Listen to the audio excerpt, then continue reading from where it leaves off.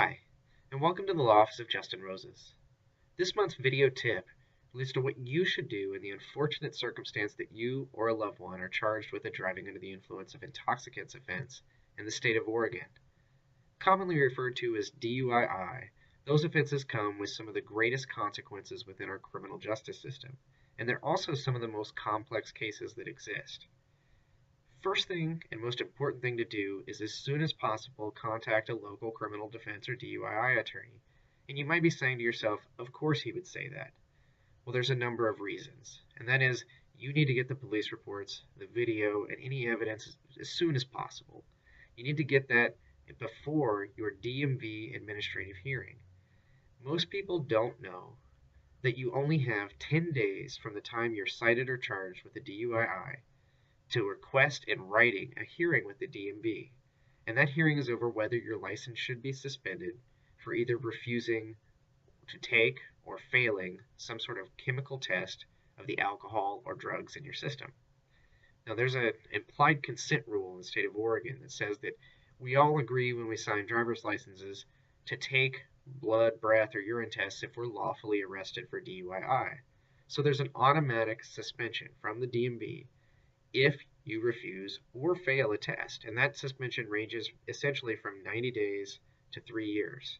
Now, the suspensions for DUII range from 1 year to a lifetime suspension, but that's the court process that's coming later. The DMV suspensions are indeed shorter, but they come even in the case where somebody is later acquitted, found not guilty at trial. The DMV suspension can stand if they don't contest it in a DMV hearing, and you only have 10 days to request that in writing.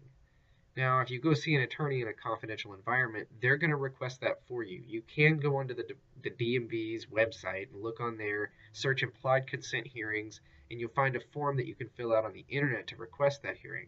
But you'll also notice one section in there is defenses, and that's something that you'll want to develop with your attorney prior to even requesting the hearing. So it's a great idea to call the day after the citation or the day after the charge, even if that's a difficult day to deal with things because there's some embarrassment or family issues that need to go on. You'll need to get your car out of impound if it has been impounded because the fines and fees go up very quickly there. Once you request that DMV hearing and your attorney is able to help you fill out and make sure that the defenses section puts the state on notice that you plan on asserting every single constitutional and statutory right that you have in that hearing, then they get the police reports and the video very early.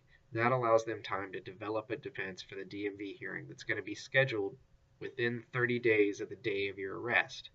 The reason that's scheduled within 30 days of the day of your arrest is most suspensions come with a temporary permit that lasts 30 days. They're required to give you a hearing in that time so that your driving privileges aren't suspended if you prevail on the hearing. The officers have to be there. The major witnesses for the other side have to be there. And if they're not there, your suspension is automatically overturned. If they are there, you still have the capability of presenting a large number of defenses to the suspension. And I don't care how guilty you feel or how much you feel they've got you dead to rights. There are more binders in my office and in every good DUII attorney's office about DUII procedure and constitutional rights and traffic stops than there are about anything else. And that's handling cases from disorderly conduct to murder. And because they're so complex, even a skilled police officer who's not stretching the truth still make errors in trying to proceed through the paperwork, through the constitutional rights that they're bumping up against, through the procedures on the breathalyzer, and through presenting that evidence in an administrative hearing. So you can win a DMV hearing at times, even if you feel you're technically guilty, or even if you don't see what the challenges might be. And that's because you don't really know even what the soft spots are until you get in there sometimes. The other big advantage of a DMV hearing is that you get the opportunity to ask questions of the officers and main witnesses from the other side in a situation where they have to swear those questions out under oath. You later get a CD of that hearing and a transcript.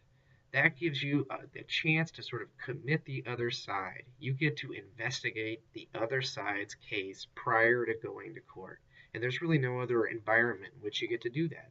So you take a deposition, you ask a lot of questions, You commit the other side to something before they've been trained by a prosecutor in how to testify about the weak spots of their case, and then you can come back later and use that against them if they try to change something.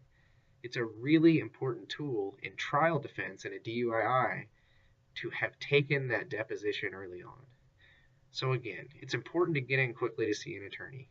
Make sure that you or your loved one are out of custody. Bail is important. Make sure you get your car out of impound and request that DMV hearing within 10 days. Your first appearance in court, that's the date at the bottom of your citation.